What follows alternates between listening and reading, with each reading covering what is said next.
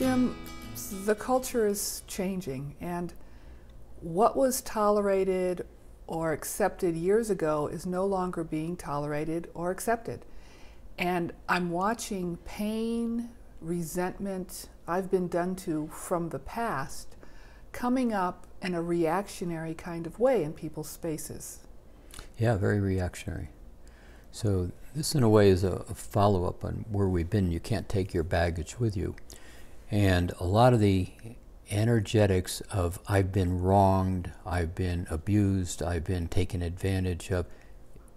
Let's start right from here. It's, yes, all that happened, and yes, there is real legitimacy to a lot of this. But the real issue is it's you. We're talking about you or me, the individual. How valuable is it to continue to carry that? Now, one of the things that's interesting is where, let's say in the past, jokes were acceptable. Handicap jokes. Or racist jokes or blonde jokes. Yeah, about you, jokes about you. And there was a period of time, a Don Rickles, a Joan Rivers, really outrageously insulting, and many people thought that was both acceptable and funny. Mm-hmm. And so now you have a lot of this unacceptability beginning to come to the surface, and it's happening in real glaring ways in terms of sexual harassment. So in sexual harassment, and again, not making this okay or not okay, it's a point of observation here. Sexual harassment is all coming to the surface. But in the past, bantering, jokes, kind of making innuendos about, hey, is there some room here to go fool around? All of that was maneuvering, positioning. It was part of the culture. It was part of the culture. And now all of this isn't acceptable. You watch some of these really glaring examples all coming to the surface. Well, and it's important to point it out in order to change the culture, because it really is not acceptable anymore. But I think there's a dance between revealing it, talking about it, and reacting and pushing against, and resentment and holding the anger inside your body. Point it out and say this happened, but don't make yourself sick over it. Yeah, and that's the place where a lot of people, rightfully so, were approached, were scared, were terrified, were abused, were put in very awkward, embarrassing, shameful, all big, huge, energetic words that people carry. But pretty much to the audience that we're speaking to, this is all about your evolution now. You're beginning to be aware enough that you can't take your baggage with you on this journey. Now, the response is to lash out or to point to or to blame or say, I need some satisfaction with this. I need to be, vindicated. I need to be heard. And so there's room for all of that also. And so again, not taking anything away from anybody.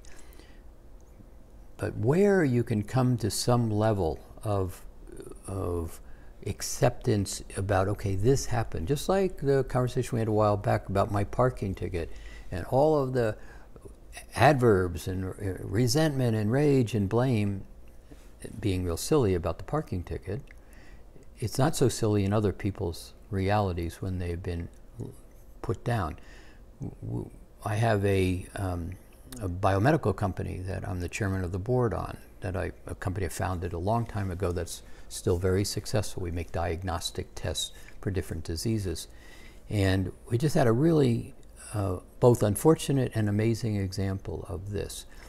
So we've got a sales manager, a woman, marketing manager who's a woman, a chief scientific officer who's a woman who is Indian, and these people are very capable, and they go off to a conference, they show up late, they get drunk, and then they have dinner, and in the course of the process, the sales manager basically starts to say to the science officer who's Indian, how old are you? Or, are you still a virgin? In India you don't have this, and didn't let go. Now, I wasn't at the meeting, and didn't let go and didn't let go. Now, this is a double PhD, very intelligent woman, and she got up and walked away from the scientist.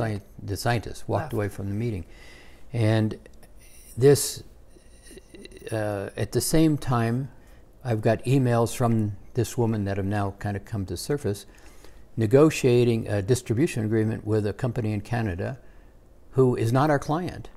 And yet somehow in the conversations, handicap jokes were okay. Mm. And in her email, there's 4 or 5 handicap jokes. She says, well, I just wanted to keep the humor going.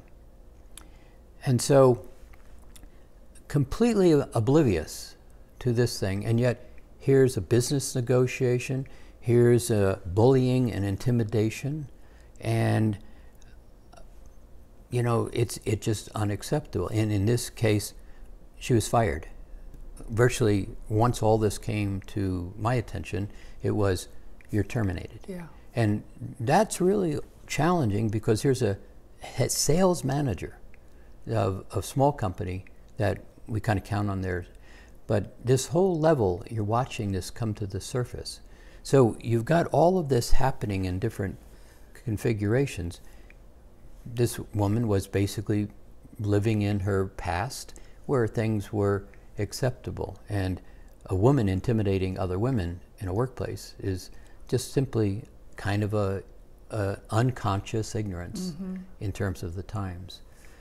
But the point is, we all have some level of where we have been discriminated against, where we have been abused, and some level of where we've been the abuser. Yeah, and what I'm watching on that end of the stick is that people are thinking of their past. Oh my gosh, did I say something wrong 5 years ago? Is this person going to reveal? Did I pat somebody on the back? When there's a kind of a paranoia or a did I a worry? Did I do something wrong in my job? Yeah, and both sides. You have the side that says, I've been violated and I can now speak up, and the side that says, oh my God, I didn't pay attention. I really screwed up. So what you're really watching is, again, the energetics being forced to the surface to be cleared away from. And one of the things that is helpful here, you may have been the abuser, you may have been the abused in one way or the other, but you're carrying that in some place. And the real opportunity here is to begin to let it go. And the sooner you let it go, you no longer are walking around with that big catcher's mitt saying, kick me type of thing. So or it won't come happen and to hit you me. again. So, but it's a place where in a spiritual evolution standpoint, you came, you had an experience, the experience didn't work out for you, and again, I'm not making light of it, and the key piece is, can I now unwind myself from this and recognize, am I going to be not speaking up if that ever happened to me again? Am I going to allow it to happen? Am I going to be submissive to the circumstance, or am I going to own my certainty and just simply say no? And on the flip side, do you get it that this is no longer, even though it was never appropriate, this is no longer appropriate behavior? But the real key here is letting it go, but not blaming yourself on either side of this. Yeah.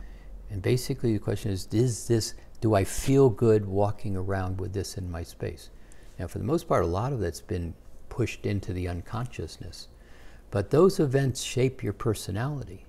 And if you can begin to let go of those and find some inhale, just take a breath and begin to move on, a lot of the places where your personality doesn't allow you to engage, or you avoid, or you hold back, or you're a hider, is driven by these events. And so beginning to recognize them in your own best interest, if possible, without the blame, and finding that place of letting them go. No, they weren't correct. And just like my parking ticket, really it was like, okay, I parked in the wrong place. I didn't notice, but I parked in the wrong place. Do I want to continue to fight the battle of they did it to me? Or do I say, okay, I don't want to part with $25, but okay, today's experience. Yeah, being in present time, clearing that old painful experience out of your space gives you the freedom, present time, to choose. Yeah. To observe and choose what's happening. Yeah. And part of the way, let it come up, argue with it. Really, just argue with it. No, they did it to me. Take a breath, move away. Mm-hmm. Let it come up again. I mean, intentionally bring it up again and see, all right, is this in my best interest? And the answer will be, no, it's not. I don't like it. Let it be. Come back to it again. All you're doing is going from I'm outraged to I'm really disappointed to I'm unhappy, or, oh, gee, this really wasn't a good thing. So you tone down the real charged energies or angers or frustrations in beginning to step down the emotion and decharge the energy. And again, use the tools. And use the tools that you have available to you. So this isn't meant to be advice, and it's not meant to be justifying somebody else's action towards you or towards another person, or your action towards somebody else. This is basically the mechanics of energy, and this transition is really pushing, and it's going to start to push a lot harder. And it's all about, you can't take your baggage with you. So the sooner you can take a breath and let a whole bunch of these things go that we carry around, the sooner you're going to be able to navigate this transition with a lot more ease than carrying that baggage.